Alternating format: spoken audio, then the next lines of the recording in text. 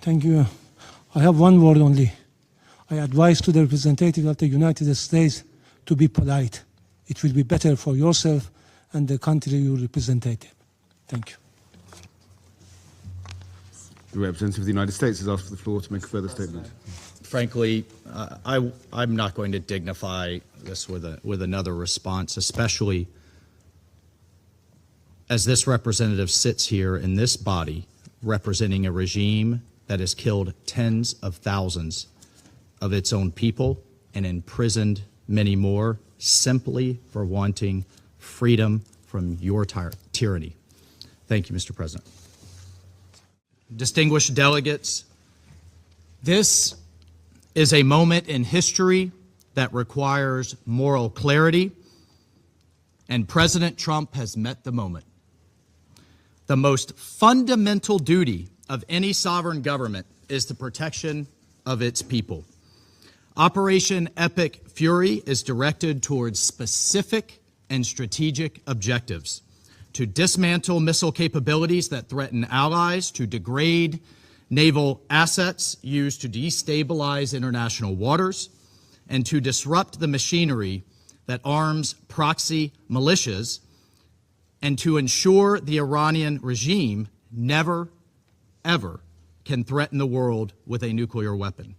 As President Trump said last night, for decades, the Iranian regime has willfully destabilized the world. It has killed American forces and citizens, threatened regional allies, and jeopardized the security of international shipping upon which the world depends. Its massive support for violent proxies, declared terrorist organizations, the Houthis, Hezbollah, Hamas, and others, has brought bloodshed and disorder across the Middle East for far too long. This is not speculation. We know this to be true, and our men and women have paid for the actions of this regime and the IRGC with their lives. No responsible nation can ignore persistent aggression and violence. The regime in Tehran has led attacks that have cost American lives. Hundreds of U.S. Marines in Lebanon, thousands of troops in Iraq. American hostage after hostage has suffered. Our ships fired upon dozens of times in the Red Sea. Iran has armed and financed militant organizations that undermine lawful governments and destabilize an already fragile region. Iran's continued pursuit of advanced missile capabilities, coupled with its refusal to abandon nuclear ambitions despite diplomatic opportunities, presents a grave and mounting danger. The international community has long affirmed a simple and necessary principle: Iran cannot have a nuclear weapon. That principle is not a matter of politics, it's a matter of global security, and to that end, the United States is taking lawful actions.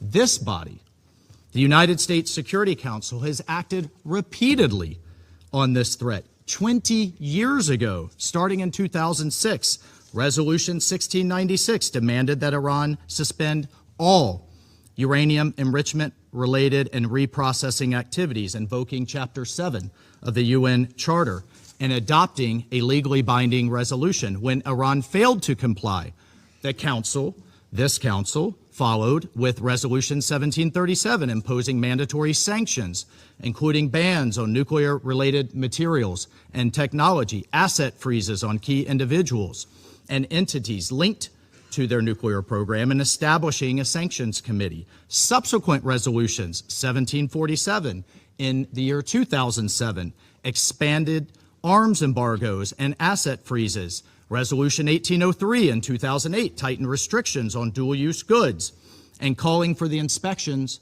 of Iranian cargo. Resolution 1835 in 2008 reaffirmed the need for full compliance. And Resolution 1927 in 2010, which was the most comprehensive, banning ballistic missile activities, tightening the conventional arms embargo, targeting the IRGC and shipping lines, and prohibiting new Iranian banking relationships, built a robust multilateral framework to curb Iran's nuclear and missile pursuits. These measures, again adopted under Chapter 7, represented the world's collective judgment that Iran's actions posed a threat to international peace and security. And despite numerous opportunities for an alternative path, Iran remained defiant. And the Security Council decided on September 19th of last year, 2025, to restore these measures, snap back sanctions, sending a clear message that the world will not acquiesce to threats and half measures, and Tehran would be held to account. On top of these actions by the UN, American diplomacy was attempted repeatedly and in good faith. President Trump, Secretary Rubio, our special envoys, Witkoff and Kushner, were relentlessly dedicated to diplomacy. But diplomacy cannot succeed where there is no genuine willingness to cease aggression.